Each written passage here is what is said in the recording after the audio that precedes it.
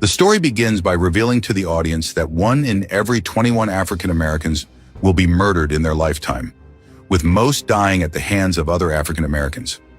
After that, we travel to 1984 in South Los Angeles, where Three Styles, a 10-year-old boy, lives. The little boy meets his friends on the way to school until one of them leads them to a crime scene where they see human remains. Shortly thereafter, we see Tren at his school, where he is known as the class clown. Because of this, the teacher orders him to teach the rest of the class. While he is doing so, one of his classmates mocks him, sparking a fight between the two. After that scuffle, the teacher calls Reba, Trey's mother, informing her that her son is very intelligent but has a very bad temper. As soon as the boy arrives home, Reba scolds him for his behavior, reminding him that he had promised not to get into any more fights. Having broken that commitment, his mother sends him to live in Cream with his father, Jason Furioso Styles, so that he may learn proper manners. Upon arrival, Reba tells Jason that he can only teach his son to become a man. Seconds later, Treese bids farewell to his mother, who assures him that if he behaves well, he can return to live with her in that neighborhood. The boy reunites with his friends, Kreese and the Baker brothers, Darren and Rick. However, Jason does not allow him to play with them until he completes his chores at home, teaching him about work and responsibility. At night, 13 wakes up to go to the bathroom, unaware that a thief is attempting to break into the house. Fortunately, Jason notices the intruder and fires his pistol at the front door to scare him away. Minutes later, 2 officers arrive at the house to take Jason's statement.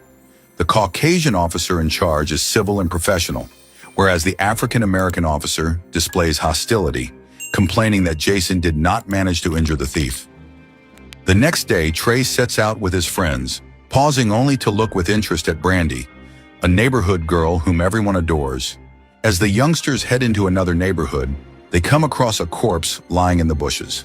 At that moment, a gang of teenagers appears and demands that Ricky hand over his American football. Frightened, Ricky complies without resistance. Darren tries to retrieve it, but ends up being beaten by the gang's leader. As the group of children walks on, dejected, a remorseful gang member returns the ball to Ricky. Later, Jason takes his son fishing while recounting his experience as a soldier in the Vietnam War and warning him that black men should never enlist in the army. Upon returning home, they see Darren being arrested for theft, all under the disappointed gaze of Mrs. Baker. We then jump to 1991, where a neighborhood barbecue in Crenshaw celebrates the release of Darling, who was imprisoned for subsequent crimes and now belongs to a gang called Los Crepe, along with his new gang allies, Monster and Doki.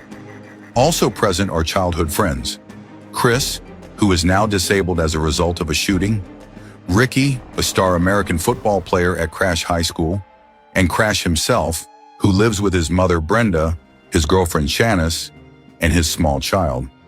For his part, Trey has grown into a responsible and mature teenager, staying away from conflicts, working in a mall store, and being Brandy's partner. Upon returning home, Trey has a conversation with his father, who notices that the young man has already lost his virginity. With no alternative, Trey recounts the amusing story of how he had his first intimate experience with Tisha, a girl from a Catholic family. On hearing the entire tale, Jason warns him to use protective methods. Consequently, the girl takes a pill because she does not want to become a teenage mother like him. The next day, when Trey goes out with his friend Ricky, he confesses that he had lied to his father because he has not yet lost his virginity. He goes on to say that although he wishes to, his girlfriend Abraham resists the idea, preferring to wait until marriage due to her Catholic beliefs. In the next scene, we see Ricky training to earn a scholarship to the University of Southern California, while Trey visits his girlfriend to express his concerns about having sex. Although they begin arguing about the topic, they eventually reconcile and show affection for one another. That night, Trey receives a phone call from his mother, complaining that he hasn't visited her lately. Soon after, Reba asks to speak with Jason, requesting that he allow Trey to move in with her, though in the end, it is the young man who decides to stay. At the same time, Lewis, a recruiter from the University of California, shows up at Ricky's house to assess his interests beyond American football and determine if he is eligible for the scholarship. Meanwhile, outside the house, Darren and his gang-affiliated friends fantasize about what they would do if they could attend college. At the close of that conversation, the recruiter tells Ricky that he must score at least 700 points on an upcoming cognitive aptitude test to earn the scholarship. Shortly thereafter, we see Ricky at high school taking that test alongside Trey. During the exam, Ricky appears somewhat disoriented and insecure, but soon becomes more assured and relaxed, continuously refocusing on the exam. Afterward, the duo visits Jason at his financial office. Noticing that the two young men do not fully understand what he does, Jason takes them to the Compton neighborhood and gives them a lesson on the dangers of declining property values in the African American community. He adds a speech explaining how high society exploits neighborhoods of people of color, claiming that they send weapons and drugs so that these communities end up killing each other. Jason's words are so revealing that both the neighbors and the young gang members from that area agree with him. At dusk, Ricky, Trey, and others attend a car show in Creation where many gangs have gathered. While they are talking, a member of the Bloods purposely trips Ricky. Immediately, Darren jumps out of his car, brandishing his pistol to scare off the Lost Blogs gang. It seems that the atmosphere has once again calmed, but suddenly shots ring out, fired from the weapon of a Lost Blogs gang member. In response, everyone immediately flees. On the way, Ricky expresses his desire to leave Los Angeles as soon as possible, tired of the constant armed conflicts. However, they are stopped by a police patrol. Two officers emerge and examine Trey and Ricky, suspecting them of being involved in the shooting. One of these officers turns out to be the same one Jason had called 7 years earlier to report a thief at his house.